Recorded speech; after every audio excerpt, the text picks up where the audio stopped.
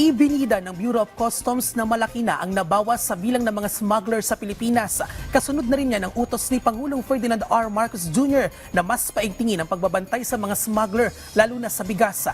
May detalye si Isaiah Mirafuentes. Sagabal sa adikain ng pamahalaan na food security ang pagpasok ng smuggled rice sa bansa.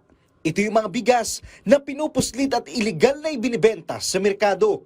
Iligal dahil walang papeles mula sa gobyerno at wala rin itong buwis. Sa kagustuhan ni President Ferdinand R. Marcos Jr. na mapababa ang presyo ng bigas sa bansa, pinaiigting ng Bureau of Customs ang pagbabantay laban sa smuggled na bigas. Mga smugglers at hoarders daw kasi ang nasa likod ng mahal na presyo ng bigas. Milyong halaga rin ng buwis ang nawawala sa Pilipinas. Ang na-discover natin is that yung may nagmamanipula ng presyo nito at most likely ang na-identify nating nagmamanipula nito yung mga smugglers at mga hoarders.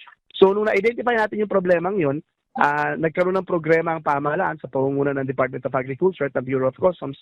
Ayon pa sa BOC, malaki na ang nabawas sa bilang ng mga smugglers sa Pilipinas. Pero may ilan pa rin silang mga lugar na binabantayan. Ito ang Bulacan, Cavite, Laguna at Metro Manila. Apektado rin ang mga ipinuslit na bigas ang local farmers dahil kumakalaban ito sa bentahan sa merkado. Sa ngayon, walang tigil sa pagbebenta ng murang bigas ng Department of Agriculture. Sa pagsusumikap na Administrasyong Marcos, nasimulan na ang 20 pesos meron na program.